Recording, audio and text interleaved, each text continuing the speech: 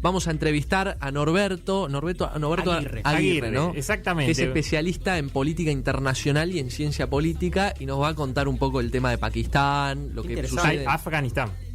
Claro, Afganistán. Gracias. Bueno, al lado, te confundiste claro, al lado. Sí, al lado. No muy lejos. Parecido, igual Pakistán, Afganistán suena parecido. Sí, porque son países limítrofes, ¿no? Muy cercanos. Vecinos. Bueno, Venezuela, un poco de Perú también. Quizás. Claro. Y también sobre el Brexit de Inglaterra. Ahí ¿Cómo está. esto está afectando? Gracias, perfecto. Bueno, lo tenemos a Norberto Aguirre, ¿no? tenemos a Norberto Aguirre en línea, ¿no? ¿Nos escuchás, Norberto? Hola. Sí, yo os escucho. ¿Ustedes? Perfecto, te escuchamos. Excelente. Excelente, qué suerte. ¿Cómo andás, che? Bueno, pude entrar. Bien. ¿Ustedes? Muy bien, por suerte. Muy bien. Acá, en el estudio, dialogando. Tenemos una pregunta, obviamente, como yo fui alumno de Ciencias Políticas de Norberto en la cátedra. Pará, quiero hacer un paréntesis. Sí. ¿Qué tipo de alumno era Grillo? Si se puede saber. Acá yo ya no opino. Era alguien que siempre hacía preguntas en general. Muy bien. Hacía preguntas. Que se notaba que estaba interesado en la filosofía, ¿no? En eso estaba claro. Siempre cuando terminaba la clase venía, hacía algunas preguntas, ¿no? Se quedaba un poco a charlar después de las clases, ¿no? Y a veces le faltaba leer un poco, pero nada más. Pero él tenía mucha capacidad, mucha inteligencia y mucho interés. Cosa que captaba las cosas que uno decía en la clase y luego las volcaba en el examen en general. Qué bueno. ¿No? Bueno, gracias. Y interesaba mucho la filosofía, eso seguro, ¿eh? Y siempre hacía preguntas después de la clase, lo cual no es común. Digo, eso no es común, seguro. Claro, ¿eh? claro. Bueno, gracias. Pero bueno, queremos arrancar justamente con una pregunta, ¿no? Y es el tema Afganistán, ¿no? Sí. Bueno, vos, ¿qué podés contarnos desde un punto de vista diferente, ¿no? Que vos tenés, que yo te he escuchado mucho en la chispa mediática. Bueno, en primer lugar, digo, por el tiempo que tenemos, en realidad pensar Afganistán como un estado moderno, similar a lo que es específicamente cualquiera de los que conocemos, por ejemplo, en Occidente o inclusive en Oriente, es un error. En realidad, Afganistán en principio no es siquiera un estado. Es una sumatoria de grupos étnicos diversos, con una mayoría pastún, que es la que representa el talibán, pero que siempre ha sido muy complejo constituir un poder central exitoso, ¿no? En general los pastunes han dominado el poder político allí, pero siempre han tenido conflictos con otros grupos étnicos como los tayikos, los hazaras, ¿no? Inclusive otros pueblos más pequeños que los tayikos y los hazaras, ¿no? Que también han estado presentes allí en este escenario. O sea que en realidad el problema de Afganistán habría que plantearlo desde otro lugar, ¿no? En realidad pesa más todavía lo tribal, ¿no? Que el propio Estado-nación, ¿no? Que conocemos en muchos lugares del mundo, motivo por el cual a veces es inclusive hasta cómico y poco realista pensar, por ejemplo, en la instauración en Afganistán de regímenes políticos similares a los que conocemos en Occidente. Si el principio de articulación está en el grupo étnico y además en relaciones dentro del grupo étnico, que también son diversas, tribales, es muy difícil, por ejemplo, pensar, además de que tampoco es pensable para otros lugares del mundo, en instaurar una democracia liberal, ¿no? Entonces, ya desde allí, ese objetivo, que en realidad era falso, buscaban otras cosas, de la invasión estadounidense, se revelaba realmente como impracticable, ¿no? Bueno, obviamente nunca se puso en práctica, ni siquiera con los gobiernos coloniales que estableció Estados Unidos, porque en última instancia, si pensamos algo, lo que sucedió en Afganistán fue que no los talibanes avanzaron, o el talibanes no se dice porque talibanes no existe, talibán es el plural, ¿no? Talib es el singular, talibán es el plural. No porque el talibán haya avanzado sobre otro país, en ningún momento hizo esto, sino que fueron invadidos, ¿no? Fueron desplazados del poder y lo que hicieron fue una resistencia. y finalmente fue una resistencia que terminó siendo exitosa, como muchos analistas de relaciones internacionales preveían que podía suceder. Motivo por el cual cuando uno piensa Afganistán no puede pensarlo bajo las coordenadas que pensamos tampoco los estados de Occidente y algunos estados de Oriente, con lo cual también es un tema a tener en cuenta.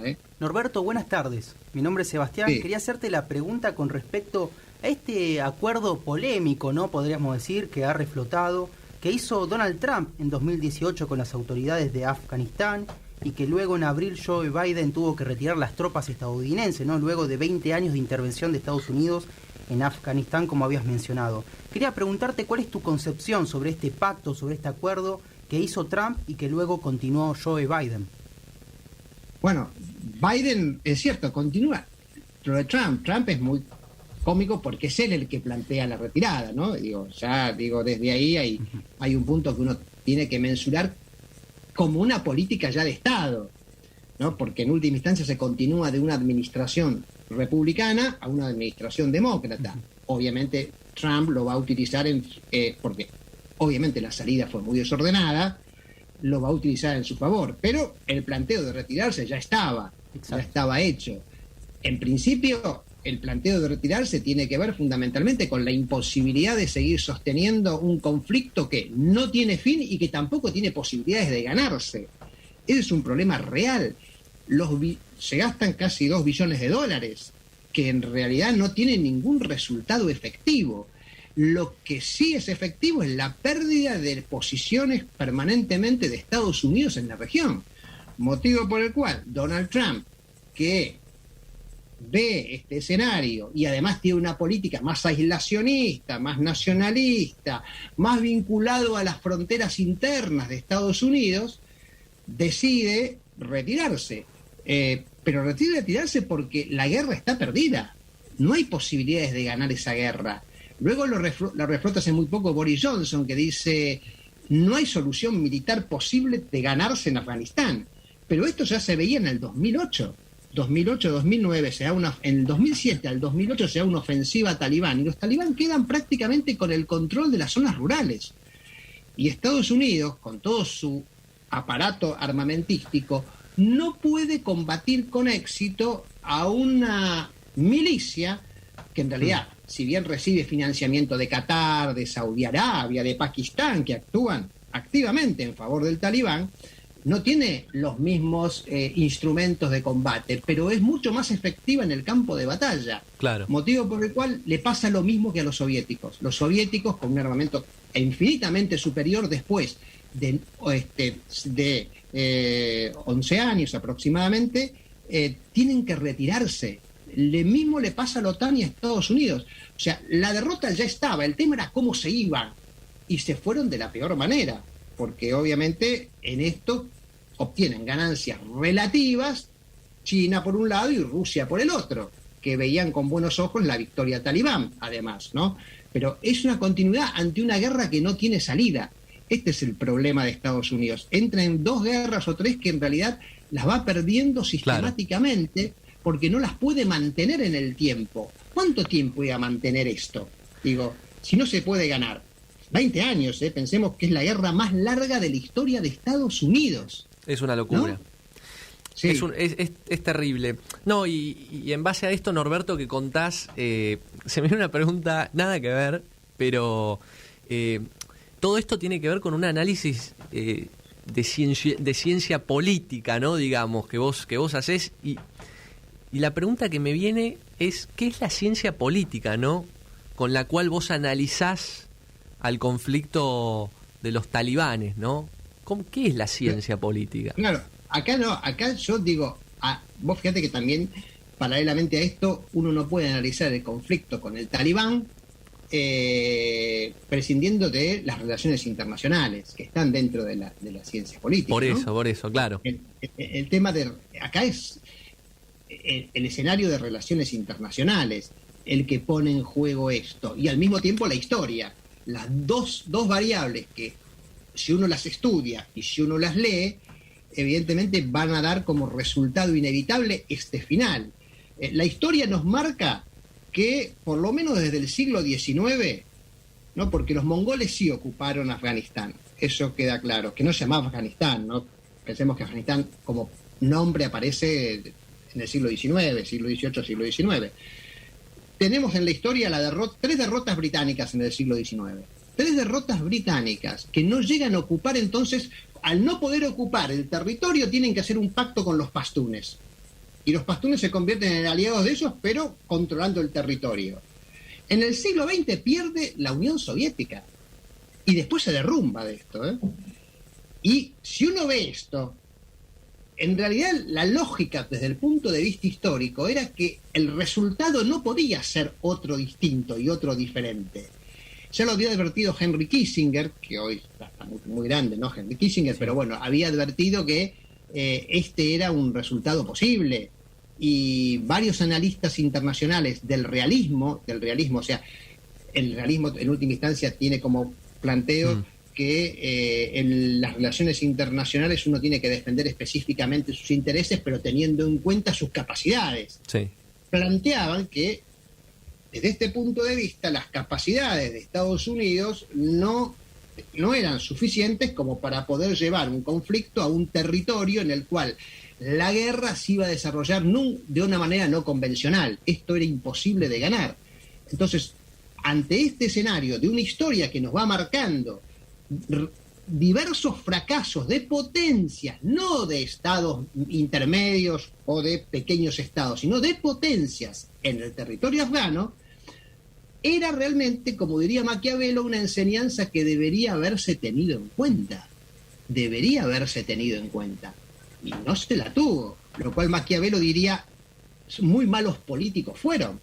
Porque si la historia nos está mostrando algo, no repitamos el mismo error. Claro.